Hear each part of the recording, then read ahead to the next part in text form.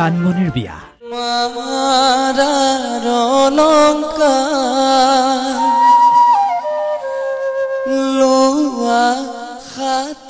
জানমনি মানে আপোনাৰ মৰমৰ অভিনেত্ৰী শ্যামন্তিকা শৰ্মা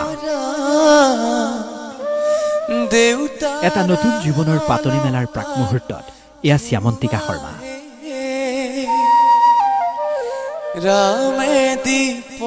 দৰা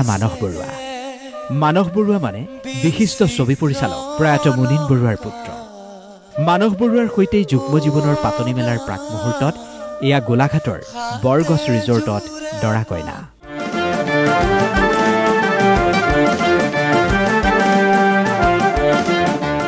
বুধবাৰে শ্যামন্তিকাৰ মেহেন্দ্ৰী অনুষ্ঠান অনুষ্ঠিত হয় বৰগছ ৰিজৰ্টত তাৰ পূৰ্বে মাজ নিশালৈকে ৰাজতিলকৰ মঞ্চত দপদপাই অভিনয় কৰিছিল শ্যামন্তিকাই তাৰ পিছতেই জীৱনৰ সেন্দুৰীয়া আলিৰে আগবাঢ়িছে অসমীয়াৰ মৰমৰ অভিনেত্ৰী শ্যামন্তিকা শৰ্মাই গোলাঘাটৰ শালমৰা বাইপাছস্থিত বৰগছ ৰিজৰ্টত এই বিবাহ অনুষ্ঠান সম্পন্ন হ'ল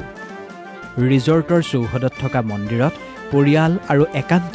গুণমুগ্ধৰ উপস্থিতিত পুৰোহিতৰ মন্ত্ৰোচ্চাৰণৰ মাজেৰে মানস বৰুৱাই অভিনেত্ৰী শ্যামন্তিকা শৰ্মাৰ শিৰত সেন্দুৰ দি আনুষ্ঠানিকভাৱে বিবাহপাশত আবদ্ধ হয় ৰব কেৱল শ্যামন্তিকা শৰ্মাই নহয় আৰু এজন জনপ্ৰিয় অভিনেতাৰো শুভ বিবাহ সম্পন্ন হ'ল আড়ম্বৰপূৰ্ণভাৱে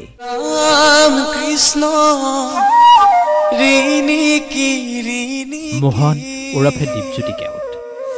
ৰাম কৃষ্ণ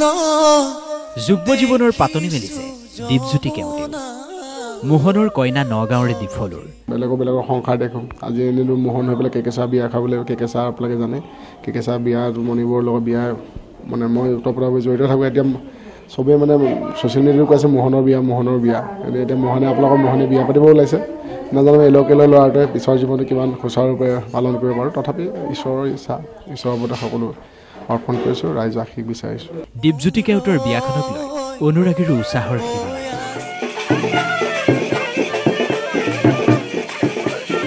গোলাঘাটৰ পৰা জয়দীপ গুপ্তা আৰু নগাঁৱৰ পৰা তপন কুমাৰ বৰা DY365